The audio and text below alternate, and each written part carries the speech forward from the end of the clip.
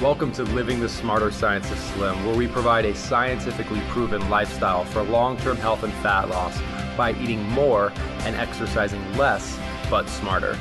Eat smarter, exercise smarter, live better. I am so ready for that. Hey everyone, Jonathan Bailor here with another bonus Smarter Science of Slim podcast, and actually our first breakfast podcast here.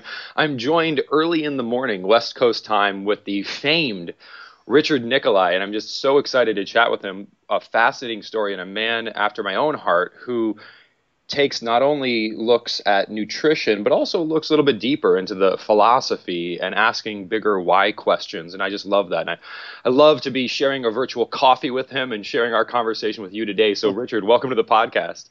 Thank you, Jonathan. It's a pleasure to be here, actually. And I'm excited at the work you're doing, which makes it particularly enjoyable. Oh, well, thank you so much, Richard. Well, I want to just get started with, because I am fascinated about your story. I mean, you have a story, a bit of a transformational story, and I don't want to turn this into an Oprah episode, but I fear, actually, there's little risk of that. I don't think we're going to do that, but I'd love just for you to tell us about your story. Well, it was, just briefly, and I've told it many times before. I'm a business guy, and I built a pretty nice business, stepped away from it to trade options full time, and got myself. I thought it would be fun and easy, but basically I ended up getting myself way stressed out with big money in play and swings here and there.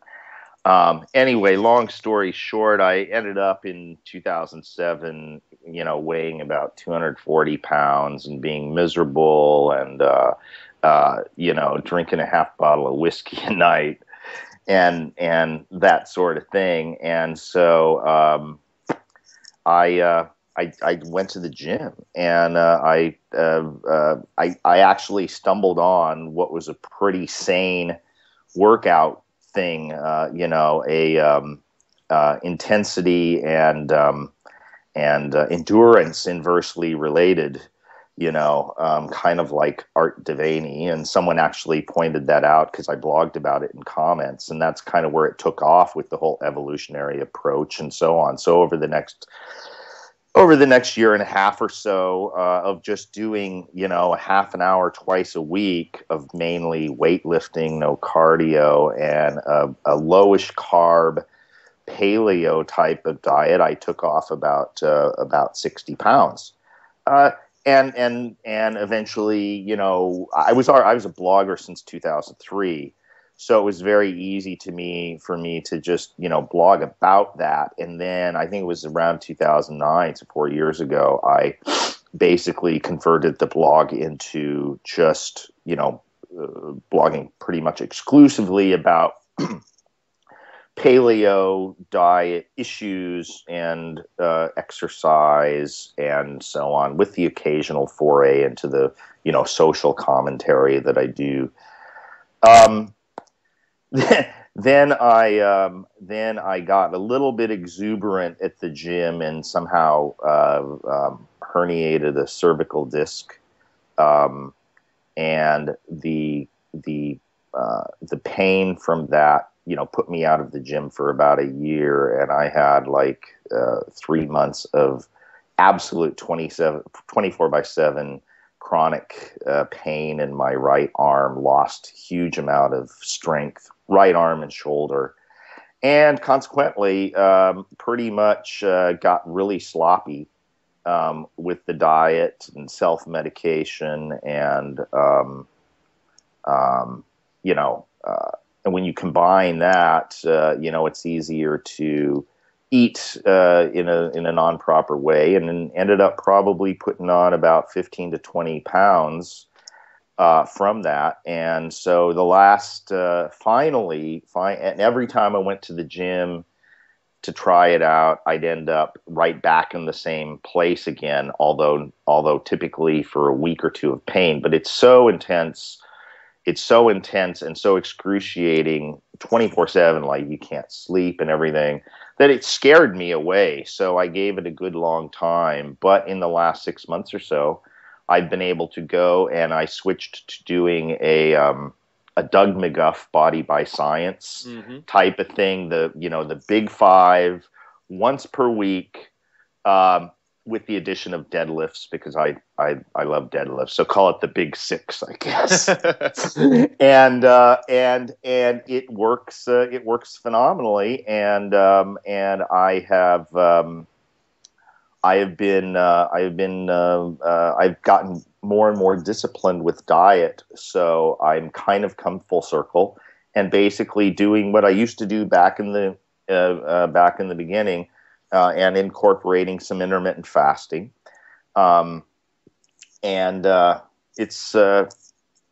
It's quite interesting. So I will get back to where I was, slow and steady. So that's my story. Oh, I love that, Richard. And I love that you wrapped up there with the phrase slow and steady, because I feel like so much of what we see in especially the exercise arena, and especially nowadays, is all about this insane, crazy, like it's this fire and brimstone, just go run your body into the ground, and everyone who's on the TV advocating this is 22 and has their shirt off. Well, and that was exactly what happened with paleo, because it is sort of there is sort of an intellectual side to it as well, with a science intellectual side to it with the evolutionary background. It's far easier for young people, which are more accepting of the science of evolution. And so there was a lot of adopters in the young folks, and then the CrossFit gyms gradually went from a zone sort of protocol to a paleo. So that, and the CrossFit gyms, the young people, they have all the energy in the world, and they really love to get out there and just, beat themselves up, which probably when you're in your 20s is no big deal. But then it kind of creates, I think, a false illusion. There's a redundancy. It creates this illusion that anybody can easily get to this ripped state.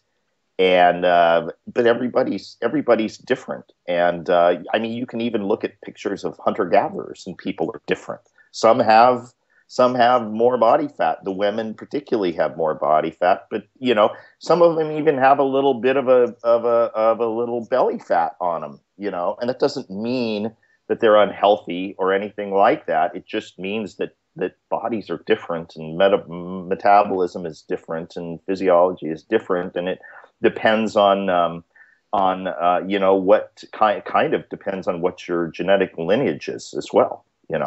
When they came out of Africa, did your ancestors turn left or right? And then after a while, did they go north or south? Yeah, well, I love that you brought up it creates this maybe a false impression, because don't get me wrong, like I love anything in the mainstream that helps move people towards not focusing on jogging on pavement for as long as you possibly can, and more towards an intensity focused workout, I think is beautiful. The other conflation, though, that I think sometimes people may see, and it may scare people off, and I'd love for us to address here to hopefully clear that up, is this false sense that to increase the intensity of one's workout, you also have to increase the risk or the danger, right? Because people look at CrossFit and they say, that's awesome. But I see CrossFit more as a sport. It's sort of, if someone were to say, I'm going to go box, like right, in a ring to get in shape, I'd say, well, you will get a good workout boxing. It's also going to do some other stuff to you. And those two, you can increase the intensity of your workout, as you know from Doug McGuff and John Little's work, without increasing risk and actually decreasing risk. Oh yeah. That's why I think that this this sort of a workout, for me, it's like 20 minutes a week. I add a little bit of my own thing here and there, but basically I'm going in and doing 6 exercises and one set, maybe 2, or I'll do one set super slow and then a second set, with a little bit more, rhythm to it, and I don't feel this. Sometimes I get done, and I'm like, well, that couldn't have benefit me much. And then 2 days later, I'm sore all over. Mm-hmm. So, so it is deceiving because some people think that unless you leave the gym just completely wrung out, that you didn't get benefit. And I think the benefits are downstream. For the next few days, that's what you're looking for. You're looking for something that is not risky to your in terms of injuries, but will deliver you benefits for 2 or 3 days to come in terms of fat burning and muscle growth. And I think that's really the key, Richard, is you hit on another way to phrase what you just said is the benefit to cost ratio. And we do this with medication all the time, right? We say, is the therapy going to cause more harm than good? And as you know, and I've torn my pec, I've torn my hip flexor, I've blown my knee out 3 times, I've torn my hamstring. These were all doing things. I used to play football, and these were all doing training for football or playing for football, and I was in great shape, but I'm very limited, and I'm a fairly young guy still, but I'm still fairly limited in what I can do now and what I can do for the rest of my life because of the approach I took early in my life. And that's because I was getting results, but I wasn't looking at the side effects that came along with those. And it's just neat to know that there's ways to exercise that can give you similar, if not superior results without any of those side effects. Yeah, in one curious way, it's interesting, that I injured myself when I was, for the very first time, because I'd worked out for like 3 years, twice a week for 2 or 3 years, and never had an injury, and then bam, and I was 49. But imagine if I had sustained something like that when I was in my early 20s. Now that would really suck, because those injuries at an early age, I think, by the time you do get to be 50 years old, might, come back to haunt you. So you want to really be careful if you're young. Absolutely. So here's a wholehearted endorsement. So I blew my knee out for the first time when I was 18. For a second time when I was 19, and for a third time when I was 20. At this point, I actually don't have an anterior cruciate ligament in my right knee because I didn't get the third surgery because the first 2 didn't work. So I said, well, the answer is just to stop doing what I was doing to tear it rather than fixing it and continue to do that. And I have no meniscus in that knee as well because I just had to take it out. And it's a challenge because I feel that at some point, so if it happens when you're young, speaking from experience, that's really, really no fun. And you're really rolling the dice. I feel there's only so many hits the body can take before, maybe for some people it's a 1 in 1 million chance, maybe for some people it's 1 in 1,000 chance, but it's just the more time you expose your body to a risky situation, sooner or later, hopefully later, it's going to catch up to you. It's just a matter of time. Yeah, and also I would say that when you're young, you tend to more easily, slough off injuries. Oh well, injuries happen, so on. Whereas in my case, being a little older and perhaps wiser, that really woke me up because it was like, I can't live like this. There's just no way, And so I am now very, very careful with what I do because I just don't want to go down that road again. It was very miserable.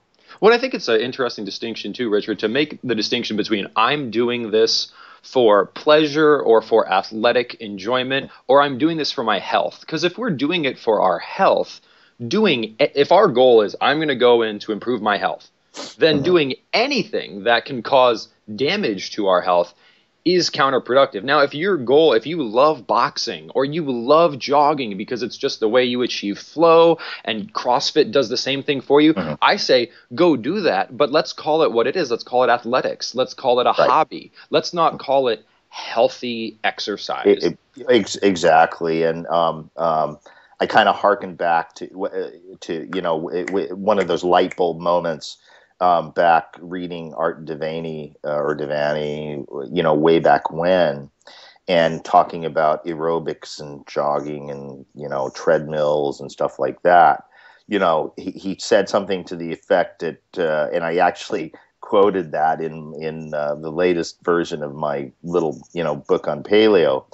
And it's like your heart is not a diesel engine sitting in a basement generating electricity at a steady state forever, and on and on. Your heart is a very dynamic organ that's supposed to have spikes and everything. It's not supposed to be just doing the same thing for a long period of time. And I'm like, that's right. We walk, we sit, we lay down, we sprint, and everything. But this idea of going out and jog, unless you're a specialist persistence hunter that runs down a ruminant over a day or two, what is the possible evolutionary use for jogging? I just don't get it. But I love your analogy there of the diesel engine and the heart. And I think it was in McGuff and Little's excellent work, Body by Science. They talked about people generally see aerobic conditioning as being so critical to heart health. But when you think about a heart attacks usually happen when you are under a spike in stress. It's not you're running a marathon and then you have a heart attack at the end because your heart wasn't in good enough shape. It's more that there was this massive stress placed upon the heart that it couldn't handle. So if you want to avoid that, doing almost like little immunizations, like low doses of intensity onto the heart, really help to protect it against exactly that. Right. And I just think that's so fascinating because we talk about this just almost monotonous beating of the heart, and it's just the cost benefit isn't there. So, Richard, one other thing that I wanted to ask you about was, I know you do some great work just in terms of how humans think and perception, and I love some of your commentary there. And you mentioned something earlier about you leave the gym, staying on the topic of exercise, you leave the gym and you're like, how could so little do so much? And one analogy I think it's a function of human perception, and I'd love your take on it. One analogy I've tried to use to explain this when I speak to people is, imagine, I don't like to use pills because sometimes pills have a bad connotation around them, but we don't look at the size of a pill and think that is in any way indicative of its potency. It's not as if you had a pill the size of a baseball, you'd be like, that pill right there, that's going to make me better. But that little pill, no way. Right. But we do make that perception in the gym, for lack of better terms. Yeah. Well, and the same sort of thing applies to poisons, or toxins. The dose makes the poison. So it's a whole spectrum of things, and our perception is wildly different. And it's the whole spectrum of things. Like chances are. As big as it is, an elephant isn't going to harm you if you don't get right up in its face. But a teeny little spider or a snake, that can kill you. So it is a perceptive thing, probably, from our reptile brain or something like that, where size out in the wild, size is a good size, or mass or stature are some good tools to take into account, but they don't mean everything. And I think that's a wonderful distinction there, is that sometimes things can seem to make sense. Like on the surface, look out your window. It makes sense that the world is flat. Like that theory makes a lot of sense. In fact, if you told me the world was round, what? People would fall off the bottom of it. Right. But we can't always take things at first glance. We've got to look at what's actually been proven and the actual research behind it. So Exactly. and that's, I think, is one of the beautiful things about what you do is you combine I think more of an instinctual approach with also more of a scientific and philosophic rigor. And I think that's the key, because you always do want to pass the sniff test. Like, wait a second, that just commonsensically doesn't make any sense. And I think you could do both of those, which is just great. Right. Well, and a final point I would add is that, going to some of the social philosophy that I also blog about is that people are creatures of learning, and they think they tend to think that this makes sense because I think it. My argument is, no, you don't. You're regurgitating what you learned, and so when you look at social structures and top-down authoritarian hierarchies, people tend to just regard that as the given. Yet, if you look at the human evolution, we evolved to account for the values and actions of about 30 to 60 other people. And we did have social organization and social structure. We had leaders within those tribes and so on. My argument is it does not scale to 300 million. Yeah. Well, it sounds like that might be some of the reason that we see a lot of the unfortunate things that we see today is that disconnection there. Right. Well, I love it. Well, Richard, I wanted to close just hearing what's next for you. I mean, you've been making some awesome contributions for quite some time now. What's next?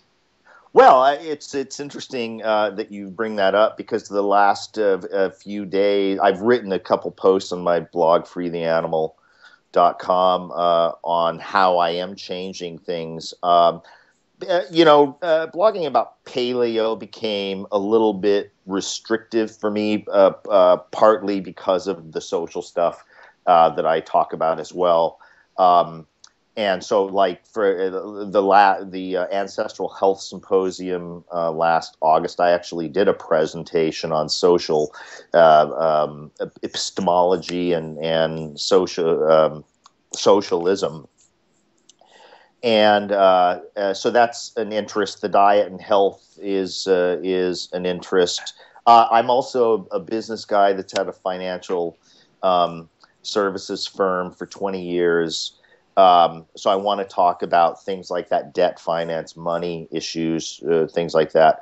I have a pretty good lifestyle, and I do some fun things in terms of travel and things. So, I want to blog about lifestyle, and some of the social stuff. So I have basically split my blog into those sections, and I have, RSS feeds and email delivery for, you can get everything or you can get, any part of it, because some people love some things I talk about and hate other things. So now they don't have to whine anymore, because they can just get what they want. So that's really the next step. So I still will be blogging about substantially about health and fitness and some of my evolving ideas in that. I'm not as I still on an average am pretty low carb, but like some days, I eat significant amount of starches, and it hasn't bothered me at all. Dairy, I have incorporated dairy, particularly post workout, be it yogurt, cottage cheese, whole milk, things like that. And I've seen really good stuff from that. And I say, hey, if you don't have a problem with the lactose, why not use it? I laugh at the idea of like, well, Paleo Man didn't have milk. Well, yeah, they didn't have a lot of things. Evolution didn't stop 10,000 years ago. So, there was an evolution to allow the continued digestion of lactose. So why not, if you can use it, and it doesn't harm you. So blogging about all that kind of stuff is how it's going to go forward. But I love the Paleolithic man didn't have access to a lot of things, because I often think that myself is, I'm reading a blog, maybe a more extreme blog, and it's making these claims, and I'm saying, well, Paleolithic man didn't have a blog either. So I'm like, the rule can't be, if Paleolithic person didn't have it, it's bad. That can't be the rule. So, and the other thing you mentioned that I really appreciated is, and this is something that you'll see more out of me and hopefully other people as well, if we can get this started, is this, and I'd love your commentary because of your experience in the social arena, is it's fun to pick teams, and it's fun to make extreme, unwavering claims, but as you're experiencing, the human body is a very diverse thing, and it seems like there's some common truths, like processed sweeteners are bad, and refined starches are bad, and processed fats are bad. All these engineered things, those are poison, and we probably should stick away from them. But if we could somehow just unite around a more basic and fundamental set of principles so that we can maybe affect some more change in the mainstream, because I just struggle, I continue to struggle, and would love your insights on, it seems like it's human nature to pick teams, and it seems like it's human nature to focus on what we disagree on rather than what we agree on. But if we want to save lives, which is really what we're talking about here, and if we want to affect the mainstream, I feel like we've got to unite as a community. What do you think? That's it. And that's another big change going forward, because I just blogged about this a few days ago. I am kind of a ranter and potty mouth, on my blog, or have been. And I, became embroiled in a few different controversies last year. And, I came to realize how silly it was, because you are, it's the Pareto principle, or the 80-20 rule to say, people, it's funny how people tend to focus on the maybe 5 to 20% of something that may be questionable, controversial, or even wrong, and ignore the 80%, which I could say in this context is the paleo diet framework. Not reenactment. It's a framework. It's an evolutionary framework in which you try to evaluate modern things to say, is this going to be beneficial to me? And so I got off track. So I can see how anybody can. And I'm looking at it. I'm saying, now there's all this dispute between, low carb and paleo and science over fructose, whether it's really as bad, or is it the dose makes the poison sort of thing, and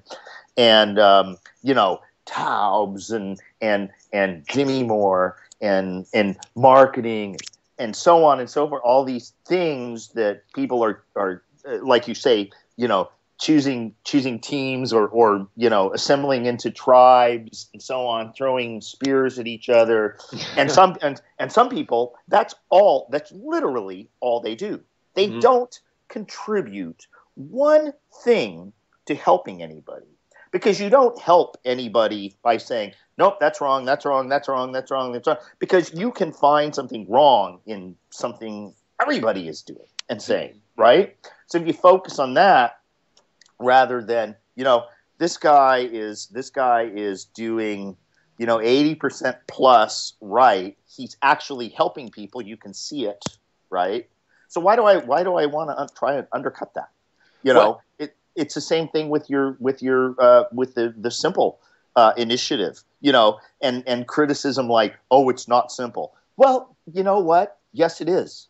and you know what? It should be. And if it's complicated, then someone's complicating it for complexity's sake, to put themselves up as an authority, rather than saying, here, let me show you how to make it simple for you, and then you don't need me anymore. You know, you can stick around, you can be my fan and cheerlead me and help others, like in my comments. You know, a lot of people don't get, they maybe get some help from me, but then they go into the comments threads, which go sometimes to 200-300, you know, posts, and they get a lot of help from other people that have a similar thing. Why does somebody want to undercut that? I don't get it. And so, to the extent I've been involved in drama, I've done a disservice to the people who've read me for a long time. And, you know, it's no more. I'm going to be focusing on everybody out there in the general sane, you know, real food, low carb, paleo, ancestral, Weston Price, all these people out there who are really doing good things to help people, and that's going to be my focus. Oh, I got a little bit of chills there, because that makes me so happy, because I just can't tell you how much sleep I've lost after we see. I mean, there's so much brilliance out there in the groups you just mentioned. There's so much brilliance and so much great science, and then but what some people I think may lose sight of is there one celebrity who makes some calorie counting traditional American diet quote in Shape magazine. Like, that's who we're up against. We're Right. not up against each other. Yes. So, and the only way, even the biggest names in this, let's call it, internet world, I mean, if you look at the Twitter followers, it's still 1/20th. Oh, yeah. If you combine them all of this, so it's unless we come together, I really don't feel like we stand a chance against the mainstream. Yeah. You know, it's like I used to use this analogy in my financial business, because we're in kind of a very niche sort of financial, focusing on restructuring debt and so on for small companies and eventually individuals. You know, even settling debt with creditors. And, you know, initially there was like, it was a very small thing back in the early 90s, you know, and people started talking about, oh, well, you know, don't tell them your secrets, you know, competition. And I'm like, imagine that you're the very first real estate agent, right? And then some people say, well, you know, that sounds like a good idea. I'm going to be a real estate agent too. So eventually across the United States, you have like 25, 50 real estate agents, and you start fighting with each other instead of looking at how many properties there are to sell. Right? Yep. So that's kind of what we're talking about. We're talking about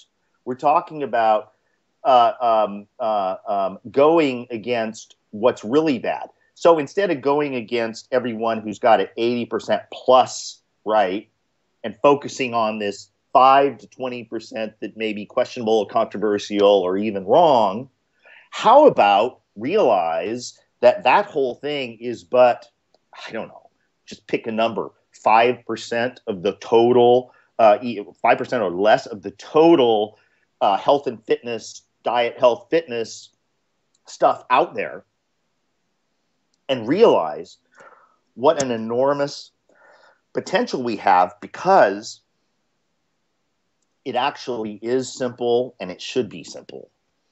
I love it. Hallelujah, brother. Well, where can people go to learn more about the man, the myth, and the legend, Richard Nikoley? It's simple. freetheanimal.com. That's it. You find everything there. I've been blogging since 2003. There's 3,500 posts, and there's about 70,000 comments from readers. Very deep archives, and you know, it's in terms of diet and fitness stuff and food porn. You're talking, you know, probably half of those posts almost are about that. So there's plenty to read there. There's a book, you know, how-to book that's in version 2 that we did a few months back, and it's it's like $8 or something like that. It's no big deal. And then I've got some how-to videos as well on there. So, for anyone interested in my take on it, that's where you go, freetheanimal.com.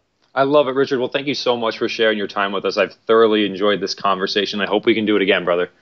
Thank you for keeping it simple. My pleasure. I'll talk to you soon, Richard.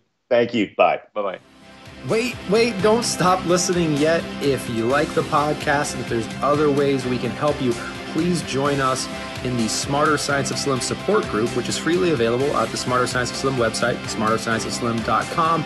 There you'll find all kinds of free recipes and success stories and just all kinds of fun stuff, like how to help your kids go sane and just great community content. And just one last thing before you go, if you wouldn't mind heading over to iTunes and up onto Amazon.com and leaving us a review, and then going over to Facebook and liking us, we would hugely appreciate it.